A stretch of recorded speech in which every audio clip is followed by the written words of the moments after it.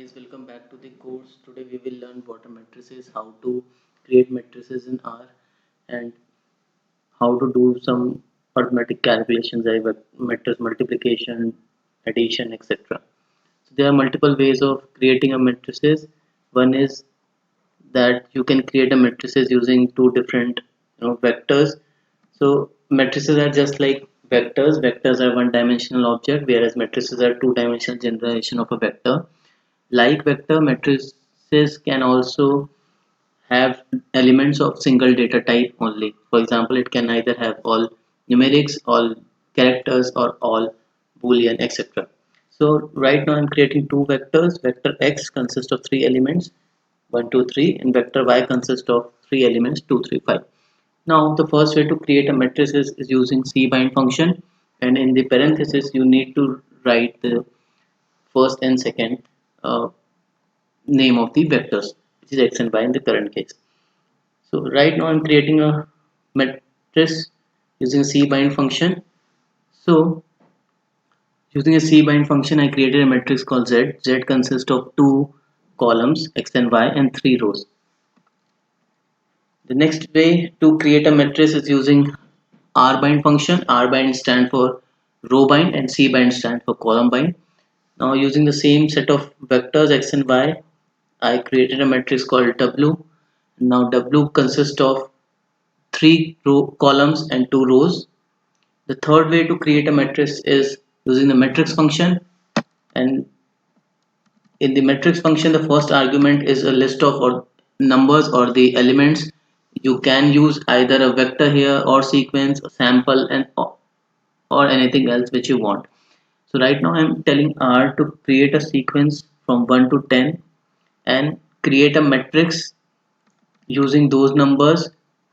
Matrix should consist of two rows, which is the second argument. The third argument is the number of column, which is 5, and the fourth argument is by row is equal to true, means that it will start filling the numbers of this sequence in a row wise fashion. Let's just execute this.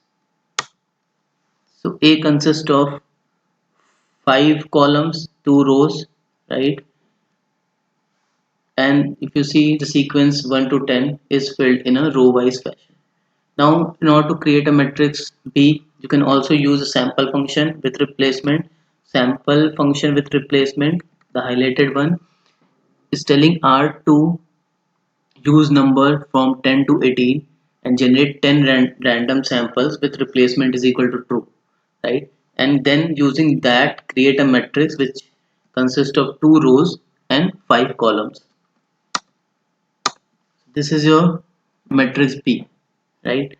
Now in order to do a matrix multiplication, you just need to write A asterisk B, and it will do a element by element multiplication. For example, first element of matrix A1 is multiplied by first element of matrix B, which is 16. 1 into 16 is 16, right? Second element is multiplied by second element of vector matrix 2, which is 2 into 10, which gives you the output 20, and so on. Similarly, matrix addition will also do a element by element addition.